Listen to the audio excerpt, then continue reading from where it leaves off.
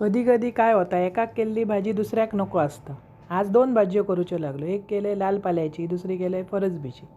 फरसबी बटाटा एक कढई घेतलं, त्याच्यात घातलंय तेल, फोडणीक घातलंय हिंग आणि मोहरी, बारीक चिरून कांदो व्यवस्थित परतून झाल्यावर हळद, घरचो भाजको मसालो आणि विकत आणतो तो आम्ही गोडो मसालो। बऱ्याच वेळा आम्ही गोडो मसालो जेवणात वापरतो, तो घातला। स्वच्छ धुवून बारीक चिरून घेतलेली फरसबी आणि बारीक चिरून गेल्लो बटाटो तो घातला। चवीपुरता मीठ, साधी सोपी आणि झटपट होणारी। जरा मीठ कमी वाटला म्हणून परत घातलं। व्यवस्थित परतून थोडा पाणी घालायचा, म्हणजे बटाटो आणि व्यवस्थित मिळान शिजाण्यात। झाकून शिजवून घे। अप्रतिम भाजी लागता अशी। बऱ्याच वेळा आम्ही मिरचीची करतो, पण कधी कधी ना मसाल्याची होई जाता, मग तशी करूची लागते। व्यवस्थित बटाटो शिजाक द्यायचो, म्हणजे ती मिळान येतं आणि चव बरी लागता। आणि आताशी ताजे एकदम भाजी इल्ले असत, हिरवेगार।